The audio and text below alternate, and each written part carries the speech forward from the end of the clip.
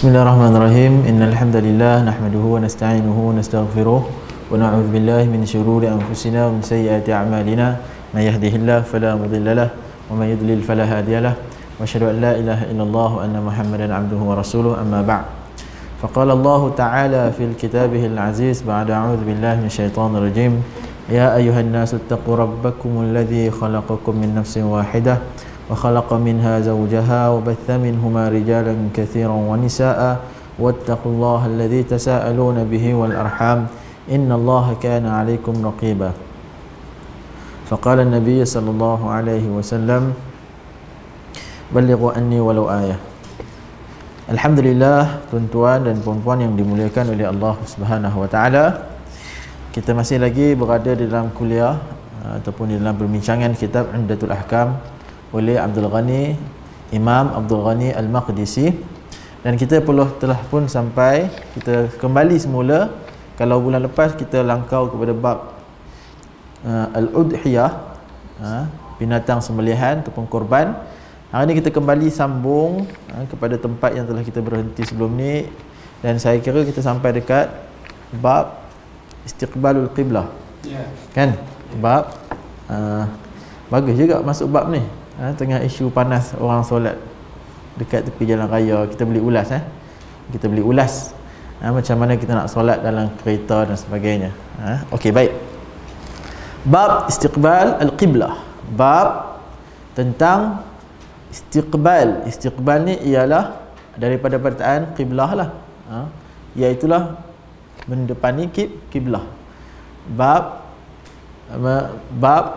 wajah kita ataupun dada kita berhadapan dengan kiblah. Muka surat berapa dalam buku tu? Surat 43. 43. Tuan-tuan, muka surat 43. Ya, okey, baik. Hadis 72. Hadis 72. Okey, sebelum kita masuk pada bab ini, pada hadis ni, istiqbal al-qiblah ini ataupun kiblat orang muslim sebelum hijrah di mana? Itu kita kena jawab. Adakah orang Islam mereka telah solat sebelum difardukan 5 waktu? Itu kita kena tahu. Dan setelah difardukan 5 waktu sebelum hijrah, adakah kiblat, di manakah kiblat orang Islam? Dan setelah berhijrah, di manakah kiblat orang Islam? Okey. Yang pertama ialah kiblat orang Islam, ataupun persoalan yang pertama ialah adakah solat sebelum difardukan 5 waktu? Jawapannya ada. Sebahagian ulama khilaf solat apa. Jadi di antara mereka ada 2 waktu, siang dan malam, pagi dan petang, 2 rakaat difardukan. Di mana kiblat mereka? Kiblatnya begitu jugalah, selepas difardukan solat 5 waktu ketika Isra' dan Mi'raj, difardukan 5 waktu. Di manakah kiblat? Kiblat ketika di Mekah sebelum hijrah adalah di Baitul Maqdis. Di Baitul Maqdis, bukan di Kaabah. Tapi Nabi SAW solatnya di Kaabah, menghadap Kaabah dan menghadap Baitul Maqdis. Macam mana tu? Tuan-tuan, macam mana? Boleh tak? Jawapannya boleh. Sebab di Kaabah kita boleh menghadap mana-mana sahaja. Sebab di Kaabah kita boleh menghadap mana-mana sahaja. Kita boleh menghadap ke utara, boleh menghadap ke selatan, boleh menghadap ke barat. Di mana kita duduk, di situlah kita akan menghadap, dan kita menghadap Kaabah. Perintah ketika itu adalah menghadap Baitul Maqdis. Tetapi oleh kerana keinginan Nabi SAW untuk menghadap Kaabah juga, untuk berkiblat dengan Kaabah juga, Nabi solat antara baina ruknain, antara 2 rukun Yamani dengan rukun rukun Yamani dengan rukun antara 2 rukun. Antara 2 rukun Nabi duduk dekat situ, Nabi menghadap Kaabah, dan dalam masa yang sama menghadap Baitul Maqdis. Ini seperti mana yang dinakalkan oleh Al-Imam At-Tabari di dalam tafsir dia. Dia katakan Nabi SAW yusalli wa huwa bi Ka'bati nahwa Baitul Maqdis. wal ka'batu baina yadayhi. Okey. Wa ba'da ma hajara bi 16 syahran thumma insarafa ila al-Ka'bah. Ini adalah hadis yang sahih diriwayatkan oleh al-Imam At-Tabari. Dia kata apa? Nabi SAW dia solat di Makkah, dia solat di Mekah nahwa Baitul Maqdis, menghadap Baitul Maqdis. Dan dalam masa yang sama dia menghadap wal Ka'bah baina yadayhi, dan Kaabah di hadapan dia. Ya. Okey. Kemudian wa ba'da ma hajara 16 syahran, pada selepas hijrah selama berapa lama? 16 bulan. Ada sebahagian riwayat kata 17 bulan. Maka barulah turun ayat mengatakan bahawasanya tukar kiblat kepada Baitullahil Haram. Kata Allah, qad nara taqalluba wajhika fis sama', kan, aku melihat kamu sentiasa menadah tangan ke langit. Falanuwalliyannaka qiblatan tardaha, kata Allah, dan kami akan pastikan, dan kami sekarang ni kami perintahkan kamu untuk menghadap kiblat yang kamu suka. Itu adalah kemudian Allah perintahkan Nabi untuk tukar kiblat. Ketika itu Nabi solat zuhur, atau sebahagian riwayat kata solat asar. Dalam rakaat yang kedua Nabi pun tukar kiblat, dan tengah solat. Okey, itu yang pertama. Nah, Kaabah pertama, kiblat pertama adalah Baitul Maqdis, dan kemudian itu kiblat yang adalah Baitullahil Haram. Okey, baik. Selepas 17 bulan, setahun 5 bulan kiranya. Lepas tahun 5 bulan, masuk tahun kedua hijrah lah. Masuk tahun kedua hijrah, barulah tukar kiblat. Nah. Okey, baik, kita masuk kepada hadis. Nah. Okey, sebelum tu, menghadap kiblat ini adalah syarat sah solat. Dia bukan rukun, dia syarat sah solat. Syarat sah solat ni dia ada 4. Yang pertama at-taharah. Yang pertama dia mestilah ada bersuci. Dan last sekali adalah menghadap kiblat. Jadi ini adalah syarat sah solat. Tanpa istiqbalul kiblah, maka tanpa menghadap kiblat, maka sah tak solat? Jawapannya tak sah solat. Melainkan dua perkara. Yang pertama ialah salatun nafilah fi halatis safari. Yang kedua fi syiddatil khauf. Dua perkara. Kata Imam Nawawi dalam kitab Al-Majmu', dia kata istiqbalul qiblah syartun min syuruti sihhatis salah illa fi halatain. Syarat istiqbal qiblah, istiqbal menghadap kiblat ini, iaitulah menghadap Baitullahil Haram, menghadap Masjidil Haram, adalah wajib ataupun adalah syarat sah daripada syarat-syarat sah solat. Melainkan dua perkara. Yang pertama ialah fi syiddatil khauf, dalam keadaan yang sangat takut. Fi syiddatil khauf ni, kalau zaman Nabi perang, kata Allah Subhanahu wa taala, fa in khiftum farijalan aw rukbanan. Kalau kamu dalam keadaan takut, maka solatlah dalam keadaan jalan atau berkaki. Ada dua keadaan dalam solat perang. Solat yang boleh menghadap kiblat, solat yang boleh masih lagi boleh berjemaah, maka dua-dua ni berlaku pada zaman Nabi. Solat jemaah, solat khauf secara berjemaah, dia ada kaifiat dia. Kita akan masuk, mungkin kita akan masuk solat khauf, kita akan bicarakan kaifiat solat khauf ketika perang. Dan ketika syiddatul khauf, ketika terlampau ketakutan, maksudnya dah boleh dah nak duduk, berdiri, takbir, rukuk, dah tak boleh dah. Maknanya ketika dalam keadaan musuh ni dalam saf orang Islam tengah berperang, dalam keadaan campur, kena solat tak? Kena, kalau boleh. Tapi solat khauf, sebab itulah farijalan aw rukbanan, solatlah ketika dalam keadaan berjalan ataupun berlari, berjalan ataupun rukbanan. Berjalan tu maksudlah berjalan, berlari ke, solat sama ada berjalan ataupun menunggang kenderaan, boleh solat. Dan berlaku pada zaman Nabi. Maka dia ada dua, sama ada boleh dijamakkan ataupun sama ada boleh solat dalam keadaan khauf, solat khauf. Okey. Dan yang itu dalam keadaan perang. Termasuk juga dalam syiddatul khauf ialah mengelakkan diri daripada banjir misalnya. Mengelakkan diri daripada dikejar balik bayar khinzir. Balik bayar babi lah kan, susah sangat sebut babi. Dikejar orang kejar nak bunuh kita tengah solat. kurang ajar kamu lompat parti. Geram. Dia kejar kita nak pergi tikam kita. Maka konsep dalam Islam bukannya aku redha lah aku tengah solat ni. Tawakal ala Allah. Aku mati syahid. No. Syahid itu setelah usaha, bukannya serah diri. Maka dia boleh lari. Dia lari. Syiddatul khauf. Batal tak solat dia, maka tak batal. Walaupun dia lari berpaling daripada kiblat. Dia lari. Kemudian dia jumpa tempat selamat, dia sambung. Iyalah, lagi satu rakaat je. Dia pun sambung. Dengan syarat dia lari-lari tu dia tak jumpa air, dia tak minum dulu.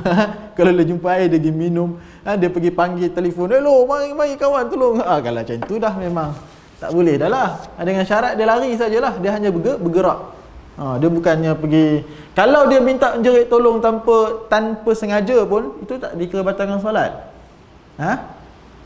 Kita ni dalam mazhab Syafi'i, ucapan yang ada maksud, ataupun ada dua kalimat yang tak ada maksud. Contohnya dua kalimat tak ada maksud. Apa dua kalimat tak ada maksud? Bagi sikit. Jajah, contohnya apa? Jajah ada maksud? Tak ada. Batal tak salat? Batal. Satu kalimat yang ada maksud, batal tak salat? Batal juga. Qi. Dalam bahasa Melayu ada tak satu kalimat ada maksud? Satu kalimat je. Satu huruf, afwan, bukan satu kalimat. Dua huruf, afwan Ya, dua huruf. Afwan dua huruf yang keluar daripada mulut, dua huruf yang keluar daripada mulut walaupun tidak ada maksud, batal salat. Satu huruf, kalau tiga lagi lah, lagi banyak lagi lah. Satu huruf yang ada maksud. Maknanya kalau satu huruf tak batal solat lah. Tapi kalau satu huruf yang ada maksud, batal solat. Contohnya apa? Qi ni apa? Bukan. Qi ni wiqayah. Waqayah qi. Hindarkanlah. Hindarkanlah. Qu li anfusikum wa ahlikum nara, kan? Waqayah qi.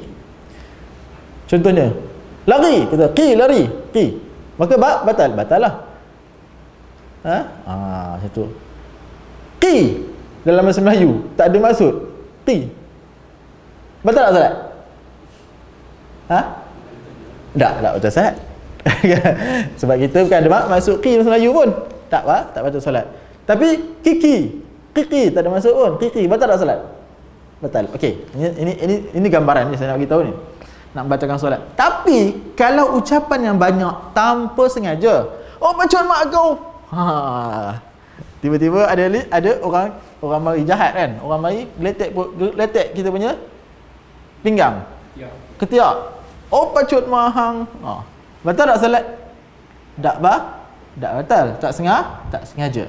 Yang batalkan solat adalah sengaja. Oleh itu kalau dia lari dalam keadaan dia berniat tak nak putuskan solat pun, dia berlari dalam keadaan niat dia tak nak putuskan solat, dia nak cari tempat yang ada, dan tapi dia lari-lari tu keluar, batal tak solat? Tak. Tapi kalau dia lari, dia memang niat nak telefon, korang geng ni dia nak tikam aku, contohlah, dengan sengaja, maka batal solat. Okey, boleh faham? Okey, pergerakan yang banyak fi halati darurah, di dalam keadaan darurah, la tubtilus salah, tidak membatalkan salah secara ittifaq ulama. Ittifaq, sepakat para ulama, tak membatalkan salah. Okey. Apa cerita pasal membatalkan salah ni? Ittifaq. Sudah. Apa cerita dengan kiblat? Tak dapat hubung kait ni. Okey, baik. So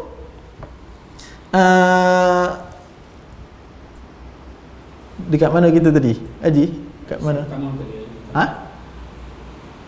Farijalan au rukbanan. Sama ada berlari, farijalan au rukbanan. Sama ada berlari ataupun menggunakan kenderaan.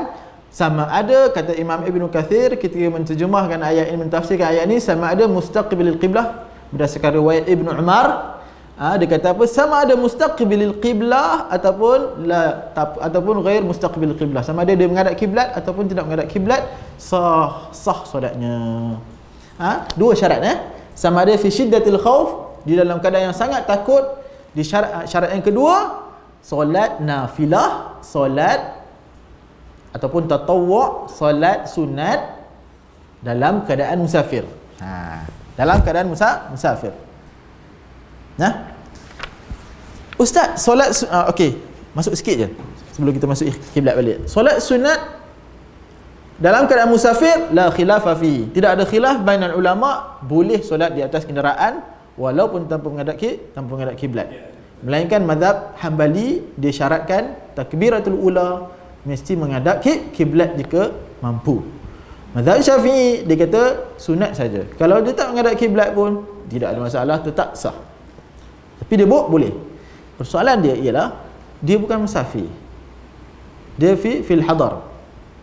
Dia bukan musafir, dia balik raja. Macam kita ni balik raja sekejap nak solat sunat contohnya. Atas motor. Isteri Haji Hisham nak solat sunat atas belakang. Lama pula suami aku bawa motor, aku nak solat sunat belakang contohlah. Okey, boleh tak? Dia bukan dalam musafir. Maka fakhtalafa fihi al ulama. Ulama khilaf. Jumhur kata tak boleh. Jumhur kata tak boleh. Sebahagian ulama kata boleh, antaranya al-Istirkhi di dalam mazhab Syafi'i. Ulama mazhab Syafi'i, al-Istirkhi nama dia, dia membolehkan sebab Ibnu Hazm al-Andalus, Ibnu Hazm Az-Zahiri juga kata boleh. Solat sunat walaupun bukan musafir based on zahir al-hadis. Antaranya hadis yang kita akan jumpa ni sikit. Sebab dalam hadis yang pertama yang kita akan masuk hari ini ialah tak menyatakan bahawasanya Nabi safar ketika solat di atas tunggangan. Solat di atas tunggangan ataupun unta lah, riwayat lain unta. Namun dalam riwayat yang lain ada nyatakan tentang safar. Nabi solat di atas tunggangan ketika Nabi bermusafir. Maka jumhur ulama, 4 mazhab, mereka bawakan dia mutlak muqayyad. Dia bawakan hadis yang mutlak, dia taqyidkan dengan hadis yang safar tadi. Maksudnya dia kata dia bawakan hadis yang umum ni, hadis yang mutlak ni, hadis yang umum lah dalam bahasa Melayu, diikatkan dengan hadis safar. Maksudnya tu, syarahnya tu. Maksudnya dalam hadis yang kita akan baca ini bukanlah dalam, maksudnya Nabi dalam keadaan musafir based on hadis lain, based on riwayat yang lain. Namun demikian sebahagian ulama kata tinggalkan keumuman hadis ini, maka boleh juga. Maka boleh juga untuk solat walaupun dalam keadaan tidak musafir. Okey, baik. Boleh So mana yang lebih kuat? Wallahu a'lam bisawab. Tuan-tuan kajilah sendiri, baca lagi. Lagi kalau nak bincangan ni lagi panjang Okey. Hadis yang pertama, al-hadis an Anas ibn Sirin qala. Anas ibn Sirin ni adalah hadis Umar dulu. Oh, afwan, betul. Hadis Umar dulu. Okey, daripada Abdullah ibn Umar, hadis Abdullah ibn Umar kata radhiyallahu anhuma anna Rasulullah sallallahu alaihi wasallam kana yusabbihu ala zahri rahilatihi. Okey, ni yang kita hadis tadi. Nabi sallallahu alaihi wasallam daripada Abdullah ibn Umar radhiyallahu anhuma, sebab dua sahabat Nabi sallallahu alaihi wasallam, maka radhiyallahu anhuma kita doakan kedua-duanya. Nabi sallallahu alaihi wasallam kana yusabbih. Nabi sallallahu alaihi wasallam yusabbih, bertasbih. Yusabbih di dalam hadis ini maksudnya solat sunat. Daripada mana datang solat sunat? Ini adalah uruf syarak. Ta'rifnya ada banyak ta'rif, daripada segi syarak, ta'rif dari segi uruf ulama, ada uruf Quran, ada uruf macam-macam. Uruf syarak kebiasaannya tasbih, bila dikatakan yusabbih, maka dia menunjukkan kepada solat sunat. Banyak kalau tuan-tuan dia orang Arab, saya di Yaman pun dia kata irka rakaatain, rukuk pun dikatakan solat. Dia gunakan itlaqul ba'du ala al-kulli.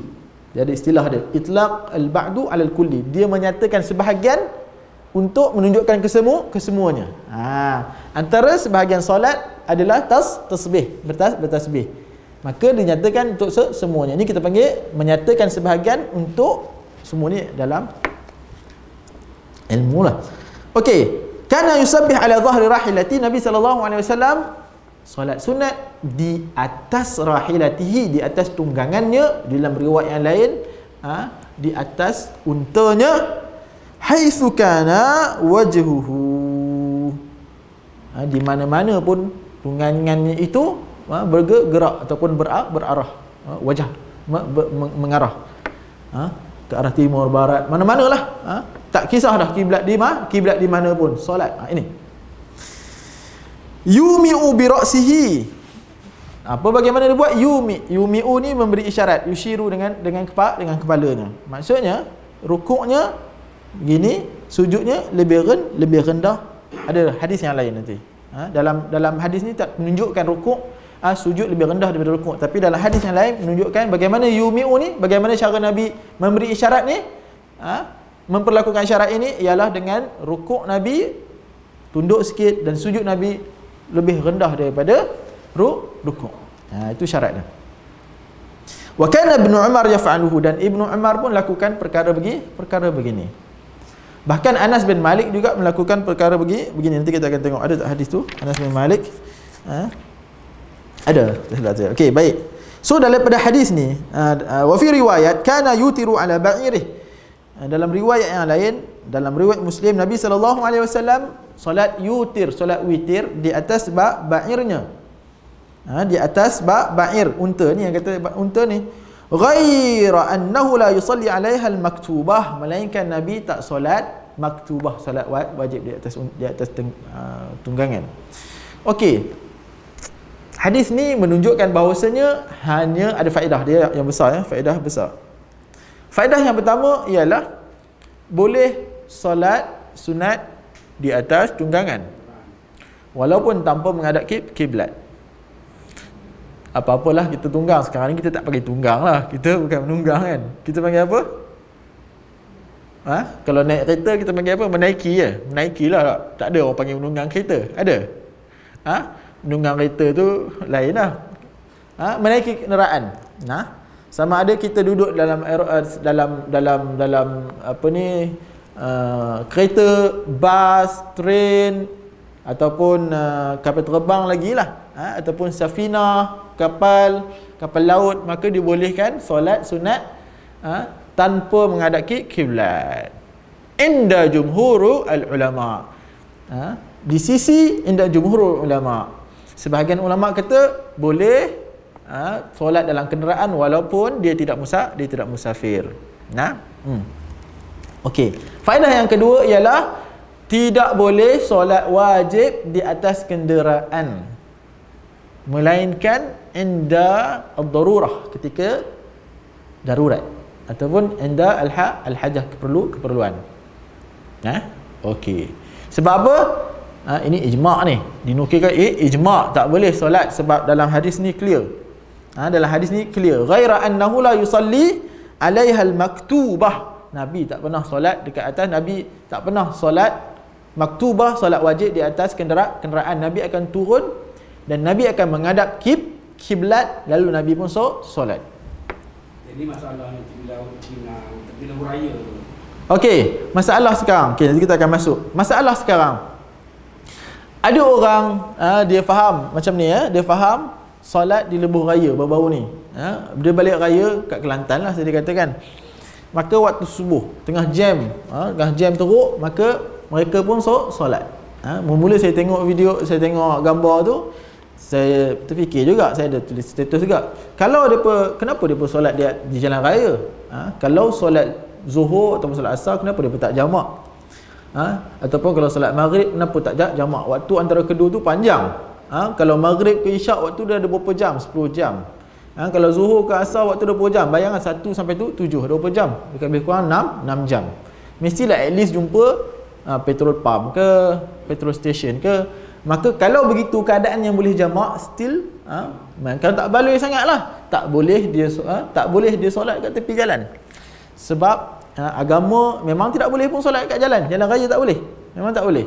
Al-Imam An-Nawawi pun nukilkan perkara yang sama, tak boleh solat di jalan raya. Sebab apa? Dia itu ibarat mengganggu jalan. Kita akan jadi azab. Sedangkan Nabi SAW kata apa? Al-imanu bid'un wa sab'una syu'bah fa afdaluha qawlu la ilaha illallah wa adnaha imatatul adha 'anit tariq. Iman itu ada 67 cabang. 67 sab'una syu'bah. Ataupun bid'un wa sittuna syu'bah, 67 cabang. Paling tinggi ialah qaulu la ilaha illallah, tauhid. Dan paling rendah ialah mengalih azab, perkara yang mengganggu jalan. Itu iman paling rendah. Sedangkan kalau kita solat dekat jalan, maka ia mengganggu jalan. Bahkan bukan sekadar mengganggu jalan, ia akan mengganggu diri kita dan orang lain. Bukan mengganggu jalan saja, mengganggu diri kita sendiri. Bahkan bukan begitu saja, ia akan mengundang maut di jalan tengah. Kalau tak jam tak apa lagi tuan-tuan. Kalau tak jam mana ada orang nak lalu, motor pun akan lalu pecut dekat tengah-tengah. Kita naik motor, kita tahu tak haji kan. Haji kalau tak jam, dia pecut tengah-tengah cari. Tak adanya kita nak lalu di jalan kecemasan. Kalau jam, maka apa yang akan berlaku? Bukan setakat motor, kereta pun akan lalu di jalan kecemasan. Bayangkan kalau jam, orang solat dekat lebuh raya, tepi lebuh raya. Maka apa akan berlaku? Tidakkah itu akan memudaratkan nyawa dia? Ni memudaratkan nyawa. Ini saya cakap macam ni, saya tulis status, maka orang pun kata, apalah ustaz sesat. Habis tu tak payah solat lah. Ada yang kata ni ustaz segera. Ustaz segera. Saya kata, siapa yang segera? Siapa yang tak belajar? Siapa yang kata, okey baiklah kalau macam tu kereta rosak boleh berhenti tepi jalan, solat tak boleh. Kereta rosak boleh ke pilih? Kereta hang jangan rosak sekarang. Rosak nanti 5 minit lagi. Rosak 10 minit lagi. Jamaklah rosak pun tak kisah. Kumpulkan segala kerosakan tapi bukan kat sini. Boleh pilih ke kereta nak rosak? Mana boleh pilih? Banyak berlaku kereta rosak tersalah tepi jalan, maka kemalangan. Kereta lah langgar, motor langgar. Kan? Berlaku. Maka kita katakan siapa? Itu masalahnya tak nak belajar. Maka dibolehkan jamak. Kalau dalam waktu jamak, kita jamakkan. Tunggu jamak. Kalau tak boleh jamak, maka lepas tu baru orang saya tahu. Daripada tu salat subuh tak boleh jamak. Kalau tak boleh jamak, apa yang kita perlu buat? Solat dalam kenderaan. Ni. Solat dalam kenderaan itu yang afdal. Jika dengan syarat memang kita dah tak jumpa dah tempat untuk solat berhenti dan waktu dah nak habis. Kena masih tunggu solat cari. Dan kita pun tahu sekarang ni pun ada map contohnya kan, memang petrol lambat lagi. Ataupun tempat memang tak ada. Tempat nak berhenti ke apa semua memang tak ada. Maka solat dalam kenderaan ketika itu. Sah tak solat dalam kenderaan? Jawapannya sah. Perlu ulang tak? Fakhtalafa fihi ulama, maka khilaf. Sebab melihat kepada solat dalam kenderaan. Okey. Apa yang kita melihat pada solat dalam kenderaan? Dua perkara. Yang pertama, ada wuduk ke tidak ada. Yang kedua, menghadap kiblat ke tidak. Okey, kita pergi satu persatu.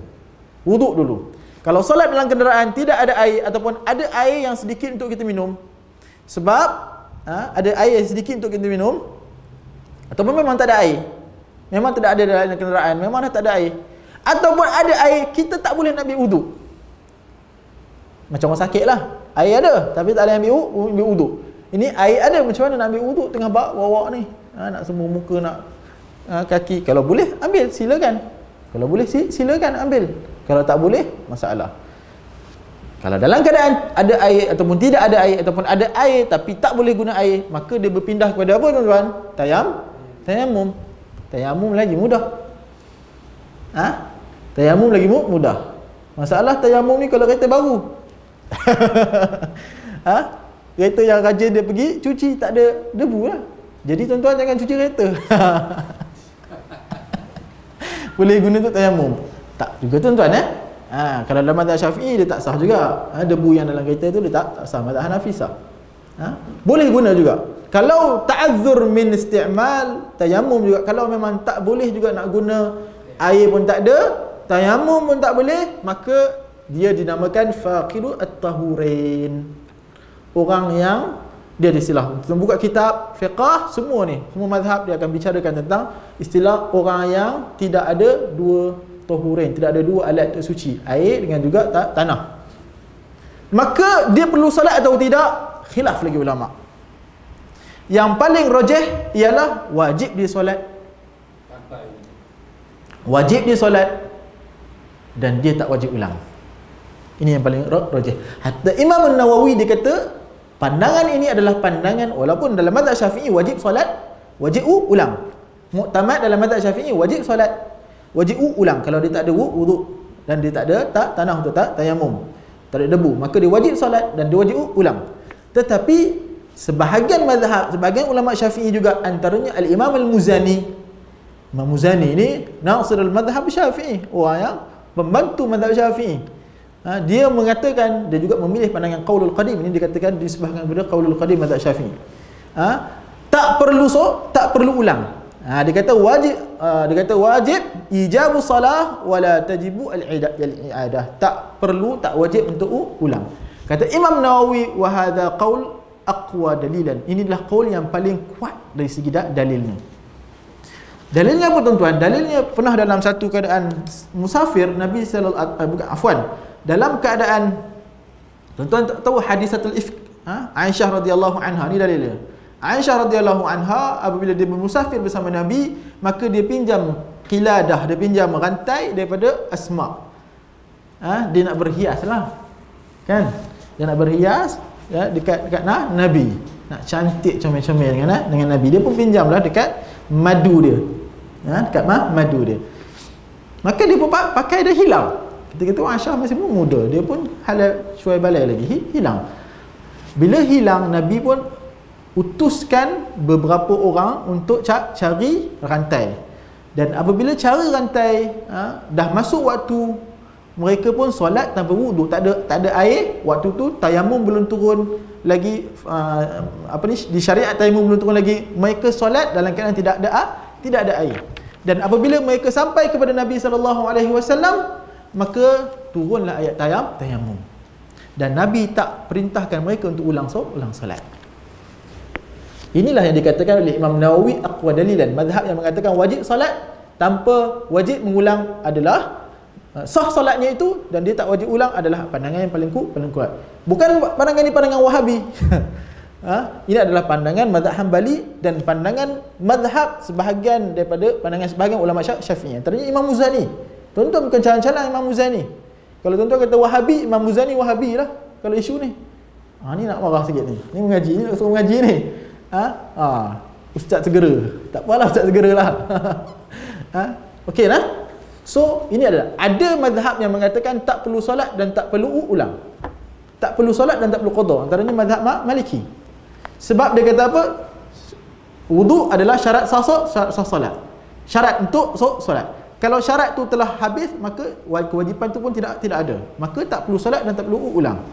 Ada mazhab yang kata pula ketika tu dia hanya sunat, hanya solat sunat, tetapi wajib ulang.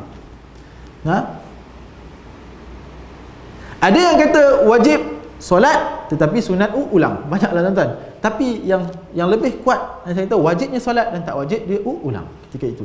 Ini menjawab isu yang tak boleh jamak. Kalau isu boleh jamak, maka dia kena tunggu untuk sampai dia jumpa air. Kalau dah habis waktu yang kedua pun, waktu yang dia boleh jamak tu still tak jumpa air, maka dia boleh solat. Tapi takkanlah tak jumpa tanah pun juga. Kalau tanah jumpa air pun tak ada, pasir ada, pergi R&R air tak ada, pasir akan ada, maka dia kena ambil tayamum. Tayamum lagi mudah tuan-tuan, lagi mudah. Tepuk 2 kali dalam mazhab Syafi'i, muka kemudian tangan.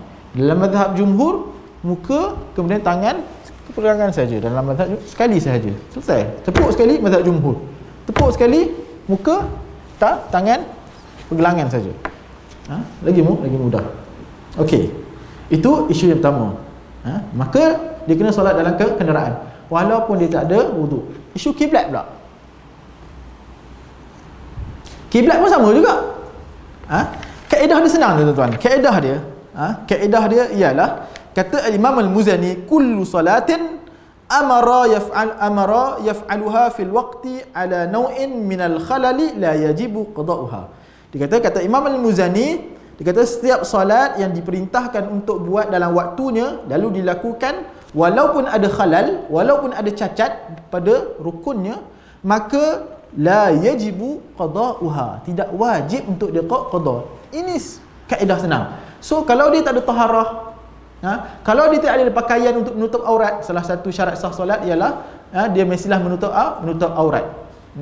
Dan kalau dia tidak ada kiblat, dia tak tahu arah kiblat, kemudian dia berijtihad di mana sahaja yang dia tahu, ataupun dia tidak mampu menghadap kiblat, dia tahu tapi tak mampu. Misalnya apa? Kiblat di belakang, tengah bawa kereta, lagu mana nak pusing? Kalau pemandu okey lagi. Kalau pemandu macam mana dia buat? Dia boleh pusing tak? Dia boleh pusing lagi. Dia pusing sikit, dia takbir cukuplah, sekadar dapat takbir dia pusing lagi. Boleh lagi diusahakan. Kalau tak boleh, tengah kenapa? Cari duit. Kalau dia tengah mandu, macam mana dia nak pusing? Tak boleh. Maka dia tahu kiblat tapi dia tak boleh ta'azzur. Dia uzur daripada melakukan. Ataupun dia memang tak tahu, kemudian dia ijtihad, mana dia tengok, mana dia rasa betul, maka dia pun buat. Maka ketika dia tahu sebenarnya salah, maka dia tak perlu ulang lagi. Apa dalilnya? Dalilnya lagi banyak lah. Pernah Nabi dalam keadaan musafir, maka dalam keadaan yang gelap gelita, dia orang pun tak tahu, bintang pun tak ada, dia orang tak tahu kat mana arah kiblat, maka dia pun solat, dia pun buat tanda mana dia orang solat. Esok-esok pagi bila dia cek, pakat salah. Bila dia perujuk Nabi kata, kamu telah sempurna solat kalian. Solat kalian telah sempurna. Begitu jugalah dalam keadaan solat, kan tadi kisah yang ditukarkan kiblat tadi, penduduk Quba dia pun solat, waktu solat tu ditukar adalah waktu asar. Dia pun solat maghrib, isyak dalam keadaan kiblatnya salah, still menghadap Baitul Maqdis. Dalam keadaan jahilan, dalam keadaan jahil. Sampai waktu subuh, nanti ada hadis yang kedua tak silap. Sampai waktu subuh barulah datang orang kata, dia kata waktu solat dah ditukar kiblat. Maka tengah solat dia pun bau terus pusing. Pusing ke belakang 360 darjah. Fastadaraha. Maka dia pusing 360 darjah. Kemudian menghadap kiblat. Dan tidak diperintahkan untuk ulang solat yang tak menghadap kiblat tadi. Solat maghrib dan isyak tadi. Tapi kalau tengah solat kena pusing tahu ke arah kiblat. Perlu tak qadakkan yang 2 rakaat ataupun 3 rakaat yang dia tak menghadap kiblat? Jawapannya tak perlu. Apa dalilnya? Dalilnya kisah tadi tu. Tapi kena tak? Kena pusing. Kalau orang kata, Haji salah kiblat tu, cuba tengok sikit, kiblat tu ke sana, Haji terbalik, lantaklah, kita pun buat bodoh. Aku tengah solat ni mana boleh bergerak. Dia nak kena pusing ke belakang, mana boleh bergerak? Boleh. Ini masalahnya, orang takut gerak ni.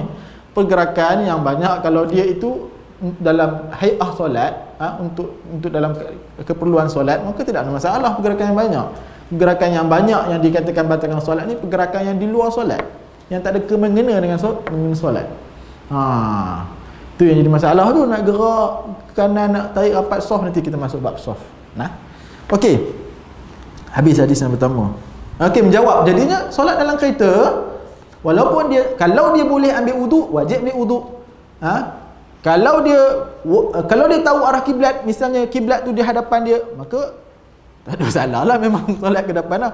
Maka lagilah memang tidak ada masalah, tidak ulang. Tapi kalaupun dia tidak ada wuduk, kalaupun dia tidak menghadap kiblat, maka dia perlu juga solat, dan perlu tak ulang, tidak wajib ulang. Tapi kalau dia nak solat juga, ini kita panggil dalam istilah solat hormat waktu, hurmatu lil waqti.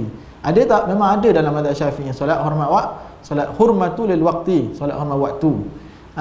Cumanya beza dia, adakah dia perlu ulang balik? Ini kat sini. Beza dia. Ada qaul yang kata tak perlu ulang, ada qaul yang kata perlu ulang. Ala kullin, kalau nak ulang sebab dia ambil ihtiyat, berhati-hati, maka tidak ada masalah. Berhati-hati. Dia takut solat tadi tak sah, dia pun ulang balik ketika dia mampu. Ketika dia dah boleh turun dan ada, tidak ada masalah. Okey. Ada yang komen waktu saya buat, dia kata saya tak solat. Saya tak solat, dia kata saya tunggu berhenti dekat perhentian baru saya solat terlepas subuh gajah lah. Maka saya pun husnuzan, dia ni ikut mazhab dia ikut mazhab mazhab Maliki. Salah satu qaul juga dalam mazhab Syafi'i pun kata tak wajib solat, tapi wajib qada. Ada yang kata tak wajib solat, wajib qada. Ada yang kata tak wajib solat, tapi bila dah mampu wajib qada. Mungkin dia ambil qaul itu. Tapi yang rajihnya ialah wajib solat dan juga tak wajib qada based on kisah Aisyah tadi. Naam. Next hadisnya.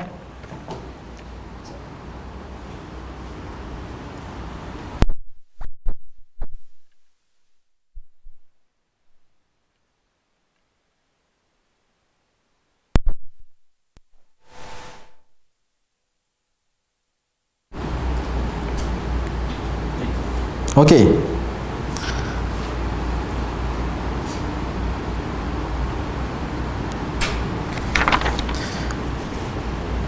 Faedah yang seterusnya daripada hadis ni tak habis lagi punya.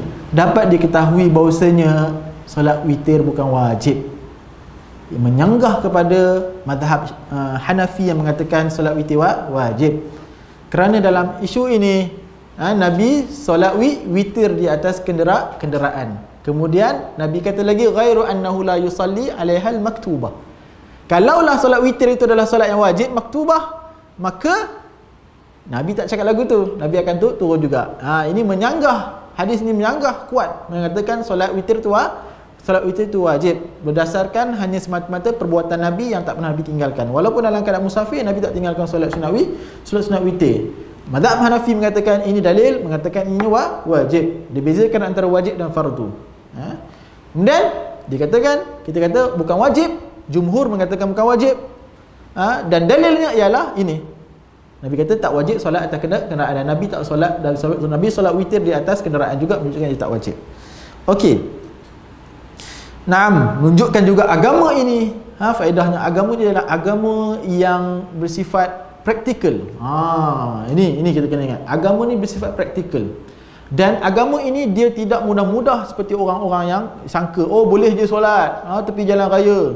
Tak apalah bahayakan nyawa orang kita ataupun orang lain.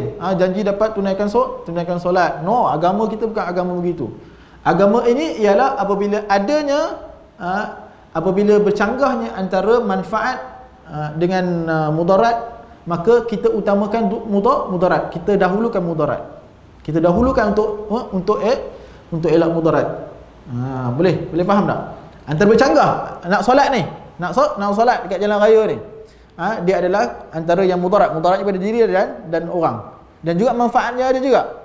Manfaatnya ialah solat tadi, maka kita kena utamakan yang bab mudarat. Itu kaedah dia. Agama ni bersifat sangat praktikal, masya-Allah. Okey, baik. Naam, hadis yang seterusnya daripada Abdullah bin Umar radhiyallahu anhuma qala bainama an-nasu bi Quba fi salati subhi. Ini hadis yang saya baca tadi daripada Abdullah ibn Umar, dia kata apa? Bainaman nasu bi Quba, ketika mana manusia di Quba, di Masjidil Quba, di Masjidil Quba dalam solat subuh, izja'ahum atin faqala, maka telah datang atin, satu orang. Ja'ahum atin. Atin ni pendatang, ada orang datang. Maka dia berkata, inna Nabi sallallahu alaihi wasallam qad unzila alaihi lailatul Quran. Nabi sallallahu alaihi wasallam telah diturunkan padanya malam semalam tentang telah diturunkan Quran. Apa kandungan Al-Quran itu? Wa qad umira an yastaqbilal Ka'bah. Nabi telah diperintahkan untuk menghadap kiblat. Ayat apa yang turun? Ayat qad nara taqalluba wajhika fis sama' falanuwalliyannaka qiblatan tardaha fawalli wajhaka syatral masjidil haram. Surah Al-Baqarah ayat 144. Ayat tu. Kata Allah Subhanahu Wa Taala, kami telah melihat kamu berulang kali, tuan-tuan, lama ni. Sejak daripada Mekah, kemudian 18 bulan sebelum Nabi berhijrah telah difardukan solat maktubah. Kemudian selepas tu difardukan solat maktubah, lebih kurang dalam setahun lebih juga tetap menghadap Baitul Maqdis, sehingga kan orang-orang orang-orang Yahudi kata tengok Nabi Muhammad kamu, tengok Muhammad kamu ni, dia kata apa, dia menyeru kepada Islam. Al-Baqarah ayat 144. Yes. Dia kata tengok Nabi, dia kata dia menyeru kepada Islam, dia kata agama kita salah, tapi dia menghadap dekat mana dia solat sama dengan kita. Maka memang Nabi sentiasa menadah tangan meminta kepada Allah supaya tukar kiblat. Maka turunlah, maka falanuwalliyannaka qiblatan tardaha, kami akan alihkan kiblat seperti mana yang kamu tardaha, seperti mana yang kamu redanya, seperti mana yang kamu suka wahai Muhammad. Ayat ni bila saya baca, kita rasa macam subhanallah, adanya satu hiwar antara Allah dengan Nabi. Nabi punya lama menghadap kiblat, meminta kepada Allah, walaupun penantian yang lama itu tetap Allah tunggukan, dan kemudian Allah pun, ayat tu sangat cantik kan. Allah kata apa? Qad nara taqalluba wajhika fis sama', kami melihat kamu menadah tangan sentiasa menghadap kiblat. Kita nak direct issue. Kita kadang-kadang kita doa kan, kita nak kahwin misalnya, kita nak poligami ke apalah, ada nak kahwin belum kahwin, atau ada masalah, ada kerja, kita pun menadah tangan menghadap kiblat, doa minta kepada Allah, tak juga makbul. Jangan kita rasa putus asa. Nabi doa menghadap kiblat, angkat tangan kepada sama dekat langit selama setahun lebih, 17 bulan. Nabi, tuan-tuan, Nabi yang kata doa dia doanya takkan ditolak. Tapi still 1 tahun tu lama Nabi doa, sehinggalah akhirnya lepas 17 bulan Allah kata apa? Direct. Kami tengok sebenarnya kamu doa, wahai Nabi. Kami tengok, kami dengar kamu doa. Qad nara taqalluba wajhika fis sama'. Kami lihat kamu punya wajah kamu sentiasa taqallub, sentiasa berbolak-balik melihat ke langit, berdoa, meminta supaya diubahkan kiblat. Sekarang Allah bagi. Macam tu juga kita. Walaupun kita berdoa kadang-kadang masih lagi belum dapat apa yang kita, still doa. Insya-Allah Allah akan bagi. Bukan insya-Allah, pasti Allah akan bagi. Fa idza sa'alaka 'ibadi anni fa inni qarib ujibu da'watad da'i idza da'an. Sama ada Allah tu kabulkan doa kita secepat, ataupun Allah kabulkan doa kita terlambat, ataupun Allah simpankan doa kita itu di akhirat. 3 je. Kalau tak dapat cepat, dapatlah lambat. Kalau tak dapat cepat atau tak dapat lambat, dapat ditukarkan dengan pahala di hari akhirat. Itu je. Tidak akan rugi orang yang berdoa. Bahkan orang yang rugi dia tidak berdoa. Allah marah kalau orang itu tak berdoa, tak minta kepada Allah. Man lam yas'alillah yaghdab alaih, dalam riwayat Imam Ahmad. Barang siapa yang tidak meminta, berdoa kepada Allah, yaghdab alaih, Allah marah dia. Allahu akbar. Nak kongsi dalil tentang kita tadi ada baca isu dalam bilik wudu, tak usaha tak ada, tayamum tak boleh, tak ada wudu lah. Hadis tu tadi, hadis Aisyah bilang angkai tadi kan. Jadi apa yang nampak dalam suratul At-Taghabun ayat 16 menyebut fattaqullaha mastata'tum, maka bertakwalah kamu kepada Allah menurut kemampuan kamu. Maknanya semayang waktu pun boleh berdasarkan ayat ini. Ini dalil. Ya, betul. Itu antara dalil yang mengatakan wajib untuk solat. Mereka mengatakan fattaqullaha mastata'tum. Takutilah Allah sekadar yang kamu mampu. Fa idza amartukum bi syai'in fa'tu minhu mastata'tum, dalam hadis. Apabila aku memerintahkan kalian untuk melakukan sesuatu, fa'tu minhu mastata'tum, maka lakukanlah apa-apa yang kamu mampu. Fattaqullaha mastata'tum. Yes. Rawah Bukhari. Ini adalah di dalam segala rukhsah yang dibenarkan. Fattaqullaha mastata'tum. Solat baring, solat tak mampu berdiri, duduk tak mampu duduk, baring. Ini adalah dalilnya. Takutilah Allah, buatlah perintah sekadar yang kita mampu. Tetapi dalam bab larangan, fa idza nahaitukum an syai'in fajtanibuh, kata Nabi, kalau aku larang kamu buat sesuatu, dia tak adalah kamu kena stop lah sekadar yang kamu mampu, tak ada. Stop. Kalau buat sekadar mampu. Naam. Okey, baik. So dekat mana kita? Okey. Okey, baik. Selesailah hadis ni. Selesai.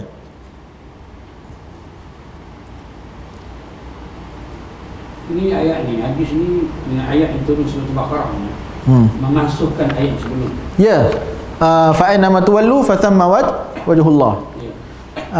Ayat tu di mana-mana saja kamu, sebab ini kata Imam Ibn Katsir tasliyatun lin nabi. Apabila Allah suruh, apabila Nabi dekat Mekah, Nabi boleh lagi, walaupun Nabi solat di Baitul Maqdis, Nabi still boleh menghadap kiblat lagi. Kan? Nabi menghadap kiblat dan dalam keadaan sama menghadap Baitul Maqdis. Tapi bila Nabi berhijrah ke Madinah, kiblat dah tak ada dah, tak boleh dah. Terpaksa Nabi tidak menghadap kiblat. Dan Allah turunkan ayat ni. Fa aina ma tuwallu fa thamma wajhullah. Di mana-mana kamu saja berada, di situ ada wajah Allah. Wajah Allah maksudnya di situ ada tempat yang Allah redha, kiblat Allah. Tak kira dia kata takwil pula wajah kat sini maksudnya. Itu panjang lagi kita cerita.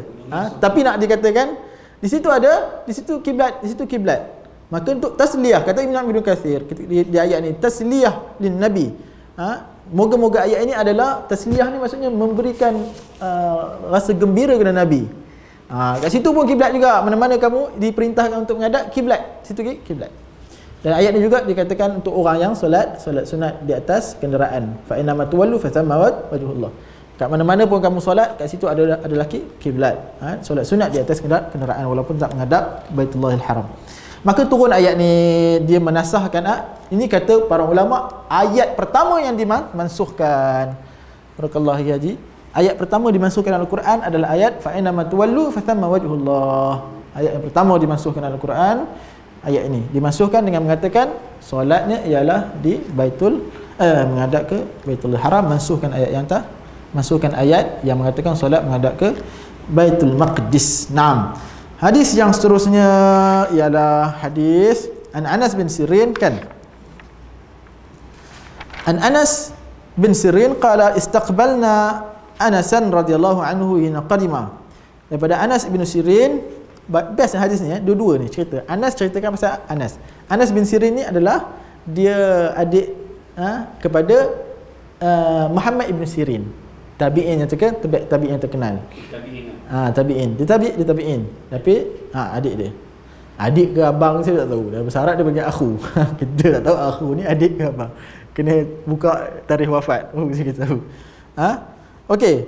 Dia adalah akhu Muhammad bin Sirin. Dia kata istaqbalna Anas. Dia duduk kat Syam. Dia kata kami menjemput, kami pergi keluar, kami menjemput Anas bin Malik. Anas bin Malik datang ke Syam. Anas bin Malik datang ke Syam, maka kami menjemput Anas bin Malik nak tengok keluar nak jemput ni. Dan ketika itu Anas bin Malik dia buat apa? Falaqiyahu bi'ainin tamar, dan kami jumpa dekat telaga Tamar. Dekat Syam lah satu tempat namanya Ainul Tamar, dekat situ memang ada banyak pokok tamar. Fara'aituhu yusalli ala himar, dan aku melihat Anas bin Malik dia tengah solat dekat atas himar, wa wajhu min dzal janib, iaitu wajah dia dekat sebelah kiri kiblat. Ni kiblat. Ni kiblat, ni wajah dia. Jadi sebelah kiri dia ni kiblat. Dia tak menghadap kiblat. Kenderaan dia datang ke sini, sedangkan kiblat sebelah sini. Maka apa yang berlaku? Faqultu ra'aituka tusalli li ghairi qiblah. Apa pasal aku tengok hang solat tak menghadap kiblat? Sesat ke hang ni? Kalau kita tambah lagi hang sesat lah. macam yang kita kena, bukan saya je kena, ramai lagi. Yang saya tulis kat Facebook tu rasanya saya punya ayat lembut lagi. Saya kata bagus orang yang solat tepi jalan ni, dia penjaga solat kan tuan-tuan.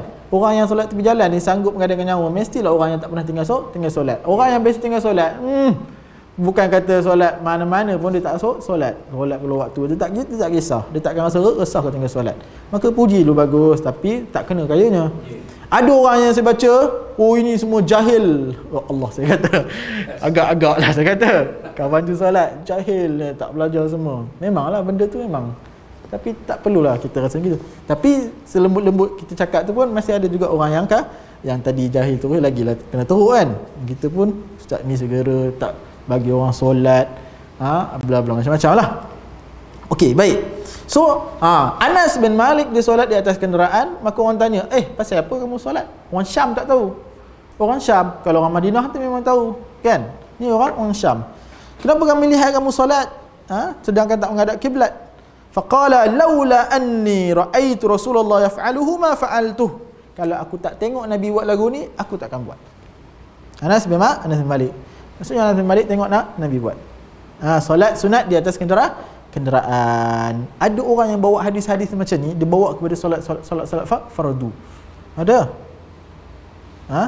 Syarah ada. Dia solat atas kenderaan, dia solat zuhur semua di atas kenderaan tanpa sebab, suka-suka. Boleh berhenti duduk tapi solat atas kenderaan. Ada.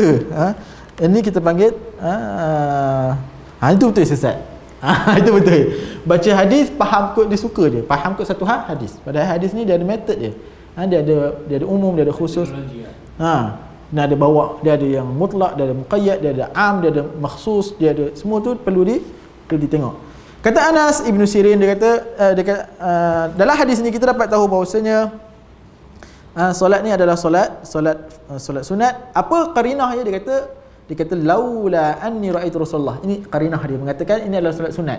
Sebab dalam hadis yang awal tadi kita kata ghair Nabi tak solat fardu di atas kenderaan. Laula solat tadi ghairu annahu la yusallil maktubah. Solat maktubah. Maka menunjuk ini qarinah yang menunjukkan, qarinah ni bukti menunjukkan Anas ni solat apa? Maksudnya Anas solat sunat. Sebab dia kata aku lihat Nabi solat atas kenderaan. Solat sunat. Okey. Salah sekarang. Okey. Main kursi. Banyak orang sebenarnya terkecil. Saya ni tak sujud. Sakit tinggal. Tapi jika dia kali-kali boleh. Juga kan? Okey. Dia rokok boleh, sujud tak boleh. Tak apalah, dia terima lah pesan tu. Kalau dia sakit tinggal. Namun dia beralasan hadis ini atau beralasan dengan sembahyang kendah Rasul yang cerita waktu hadis ini adalah sembahyang sunat atau kenderaan. Atau kenderaan sunat. Adakah tu cerita kenderaan? Adakah yang kita beri? Okey. Solat di atas kursi ni, kalau dia memang memerlukan kursi untuk duduk, maka tidak ada masalah. Yang jadi masalahnya atau rasa tak boleh diri je, kursi lah tempatnya. Sampai tak ada kursi pun marah ke masjid. Kenapa tak sediakan kursi? Alhamdulillah dia boleh duduk kat bawah. Ada orang yang memang dia memang kena duduk kat kursi, dia tak boleh duduk bawah, sakit. Dia sakit, dia tak boleh duduk bawah. Maka memang kena duduk kat kursi lah. Masalahnya benda tu dia jadi terlampau umum sehingga kalau orang rasa tak boleh solat diri je, kena cari kursi. Itu masalah. Maka itulah saya kata, kalau tengok orang solat atas kursi tu snuzon je lah. Kalau ikutkan kaedah, kalau tak boleh diri, duduk kat bawah tu boleh. Kalau dia mampu duduk, solat duduk kat bawah. Tak mampu duduk, baringnya kepala menghadap atas, kaki menghadap kiblat. Macam tu. Dan dia wajib untuk menghadap kiblat juga. Sama ada dia sendiri pusing katil dia ataupun orang pusing katil dia, suruh nurse ke apa-apa pun, kalau tak ada orang pusing katil, solat tanpa menghadap kiblat, ulang tak payah ulang.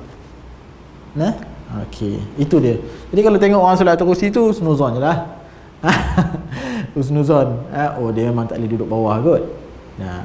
Tak boleh duduk bawah. Dalam masa yang sama, kita sound dekat ustaz ceritakan sikit. Nanti ustaz tu pun ceritalah. Bahkan solat atas kursi ni lagi masalah. Sebab nanti dia nak kira mana? Kaki kursi nak soft tu, kaki kursi ke kaki dia? Kalau kira kaki kursi, kepala orang masuk bawah kursi.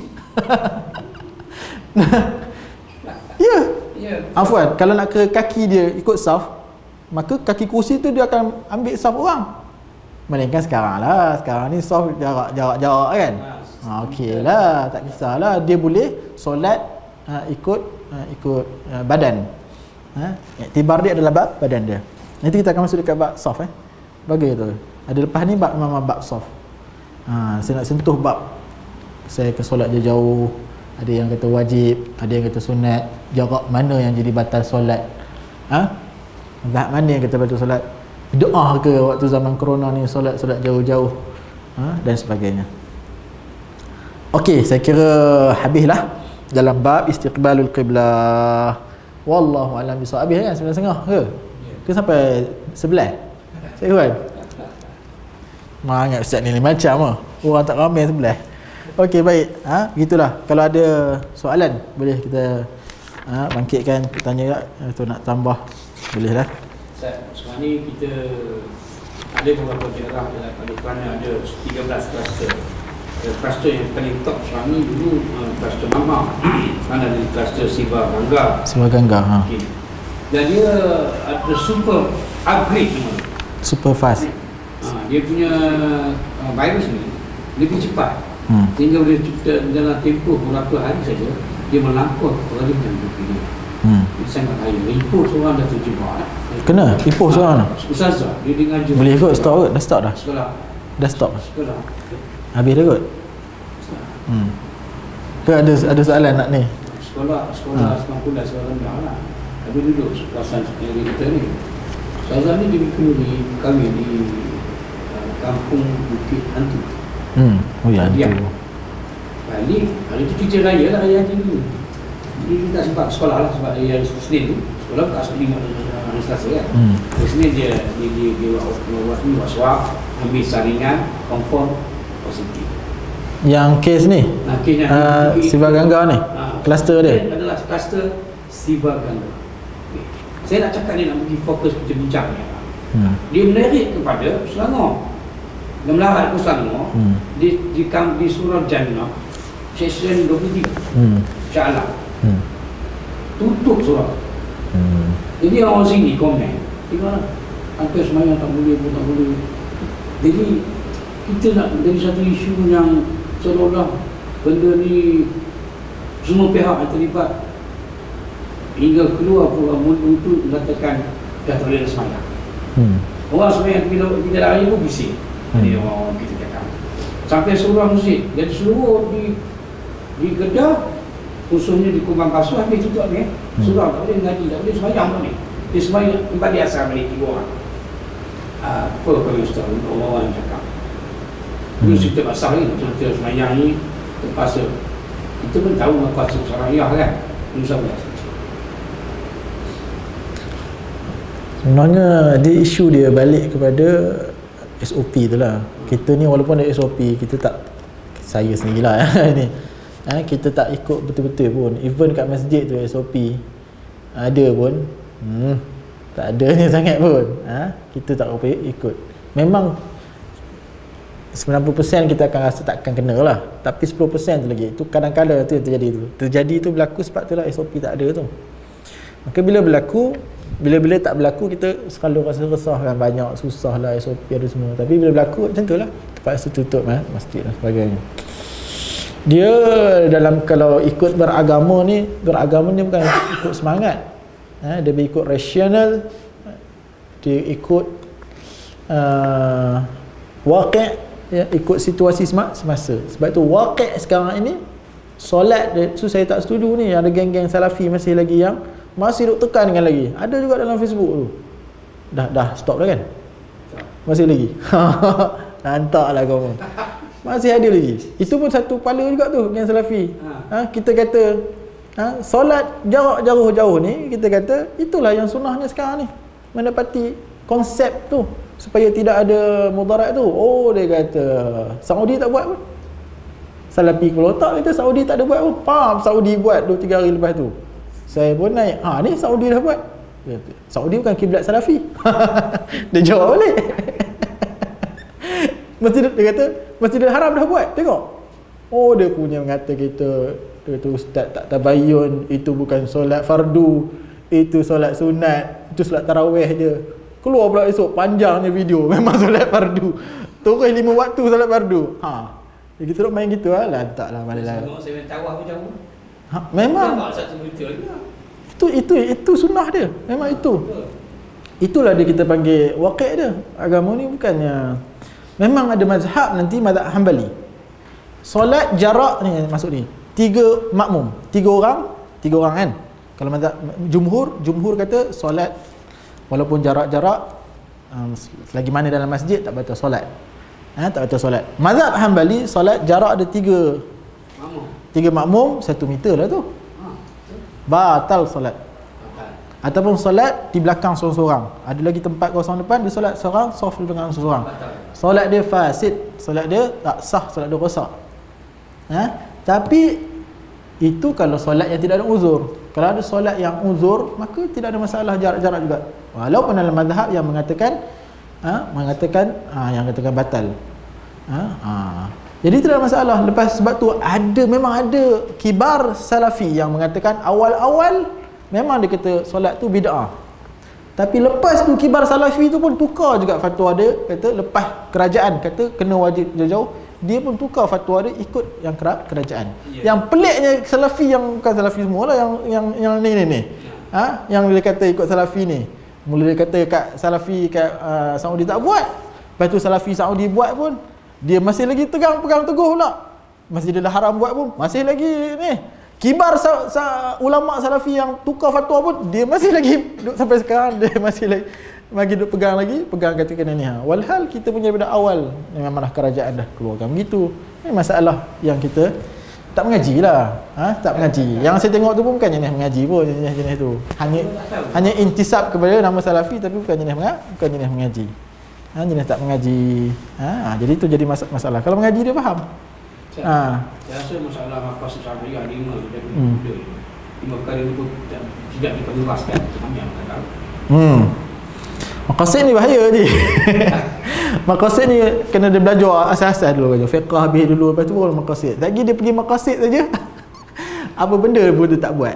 Nah, bahaya maqasid ni. Bab maqasid ni memang isu yang agak kritikal. Dia kalau masuk langkah sikit maqasid, kita nak jaga apa ni, jaga macam-macam lah nanti semua. Nak jaga ni semua dia jadi bolehkan. Tak apalah. Ala kulli memang betul maqasid tu. Nanti kena ambil satu orang ustaz mengajar maqasid kat sini. Boleh?